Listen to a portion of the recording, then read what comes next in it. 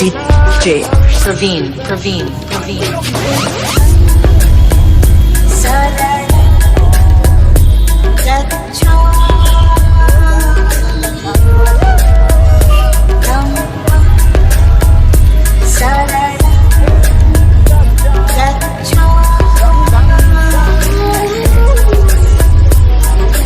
Please refresh the page to listen to the sound.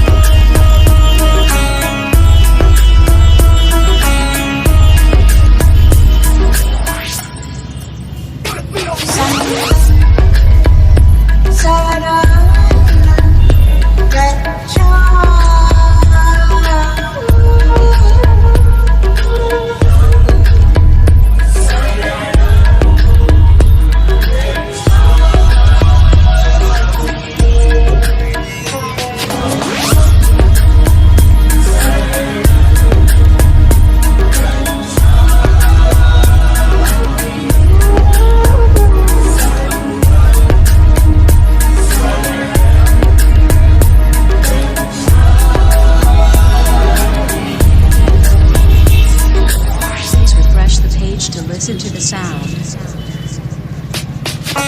Ritesh.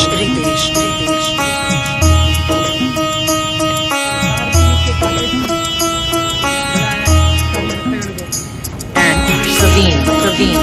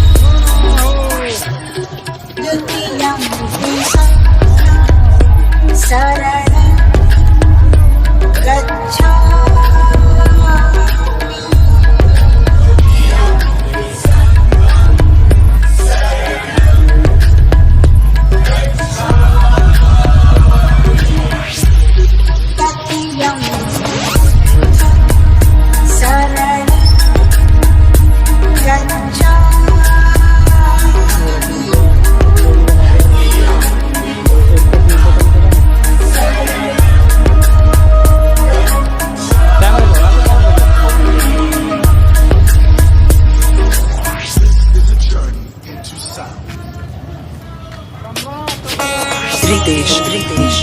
Thank you.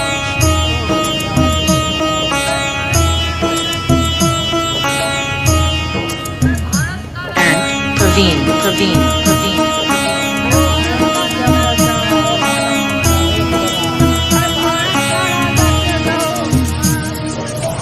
अरे भारत का राजा कैसा हो?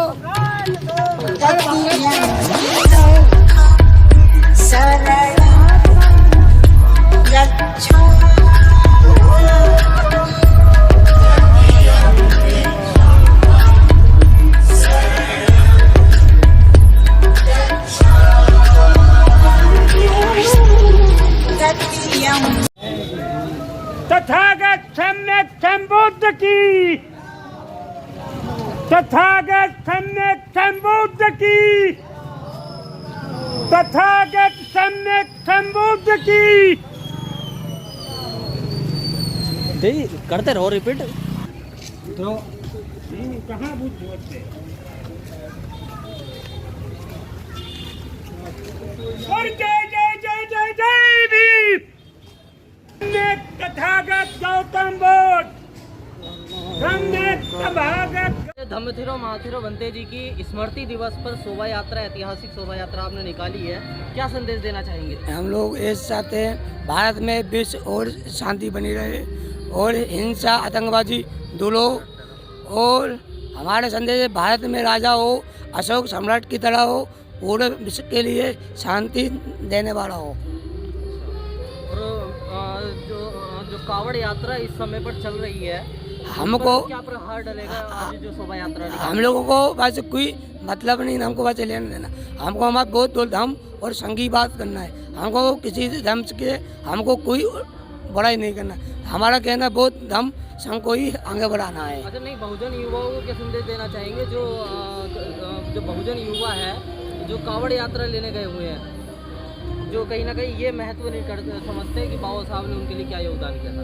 क्योंकि जाने एक हो, जाति एक हो, मानव और कोई दबाव न डाले, कपड़ा लत्ता बराबर धन हो, बड़ो और अमीर न बने बराबर हो, कोई बड़ा नहीं है ना कोई 1000 बीघा जमीन है, सब मानव एक समान है, एक जीव का एक आत्मा है। बाबा साहब का कहना जा था कि मेरा भारत में नाम रहे और सब मेरा परिवार है, जाति पाति कोई नहीं है, मानव एक समान, बौद्ध धर्म की क्या पहचान, धरती धन एक, कोई दबाव न डाले। जो बौद्ध धर्म से भटके हुए युवा हैं, हाँ, आप क्या संदेश देना चाहोगे? आप ये संदेश है हमारा माता बहनें हमारी कैसी फिर बेनंगी, कोई उन्हें बुरी नज़र से न देखे, ये है, कोई चोरी चुगली ना करे, घृणा न करे, एक संगठन है हमारा, ये साधुवाद आपकी विजय हो, आप बाबा साहब का वैज्ञानिक बनो और प्रधानमंत्री मुख्यमंत्री राष्ट्रपति बनो, ये हमारी भावना है, हम आपके संग में हैं। अच्छा, पंचशील का झंडा लेकर के आप सभी यात्रा में थे, हाँ। पंचशील क्या दर्शाता है? पंचशील ये 5 शील यही है, पाना आदि पाता बेर मनी जी एक सेकंड, जी, ये जिसको पंचशील का ध्वज बोला जाता है, ये साधारण भाषा है, ये पंचशील का ध्वज नहीं है। वरे यूं कहिए महाकारुणिक तथागत बुद्ध के पार्थिव शरीर से निकले हुए 5 रंग हैं, ठीक है ना। महाकारुणिक तथागत बुद्ध के अंग से निकले हुए ये 5 रंग हैं, उन्हीं 5 रंगों को लेकर के विश्व ने इसके लिए ध्वज का रूप दिया। प्रतीक क्या है, किस चीज का है प्रतीक? ये बौद्ध धर्म का प्रतीक है, बौद्ध धर्म का प्रतीक है। जी हाँ। चोरी नहीं करेंगे, चुगली नहीं करेंगे, घृणा नहीं करेंगे, आपके बुरी नज़र से नहीं देखेंगे, ये नेम है पंचशील का। हाँ, देखिए क्या जानना चाहते हैं हिस्ट्री ऑफ द इंडिया, क्या आप जानना चाहते हैं मैं बता दूं आपके लिए। पंचशील का जो एक कलर बताते हैं कि समता का है, मानवता का है, उसके विषय में जानना है। पंचशील का कलर जो है वो मैंने बता दिया कि तथागत बुद्ध के पार्थिव शरीर से जो निकले हुए रंग थे, ये उनको वो एक विचारधारा में पिरोया गया है, विचारधारा में उसे पिरोया गया है, ठीक है ना। अब रहा सवाल बौद्ध धर्म का, तो बौद्ध धर्म कोई एक बात आप नोट कर लीजिए, प्राचीन काल से लाखों बरस से विशेष है, हाँ। जो प्रत्यक्ष समुत्पाद को मानता है। आज सारा संसार, चाहे वो ईसाई है, चाहे वो इस्लाम है, चाहे वो यहूदी है, चाहे वो पारसी है, चाहे वो हिंदू है या जो भी है, सारा संसार प्रत्यक्ष समुत्पाद से चल रहा है, जिसे तथागत बुद्ध ने खोज करके दिया, अशोक सम्राट, ठीक है। नहीं, अशोक सम्राट से तो बात की, तथागत बुद्ध ने खोज के दिया प्रत्यक्ष समुत्पाद। प्रत्यक्ष समुत्पाद क्या है? बिना प्रत्यक्ष समुत्पाद के कोई किसी भी देश का संचालन हो ही नहीं सकता, कोई भी विज्ञान हो ही नहीं सकता। प्रत्यक्ष समुत्पाद का अर्थ है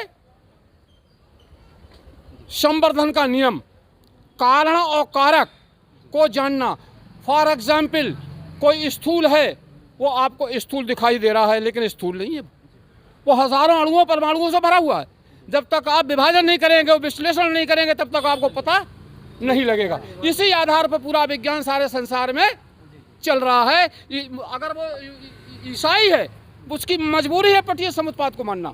इसीलिए आज हम ईसाइयों को, यूरोपीय राष्ट्रों को देखते हैं, यूरोपीय राष्ट्रों ने हमसे सीखा है, बौद्ध धर्म से सीखा। कैसे सीखा? मार्टिन लूथर ने अगस्तीन के बौद्ध भिक्षुओं से सीखा था प्रत्यक्ष समुत्पाद। तब उसने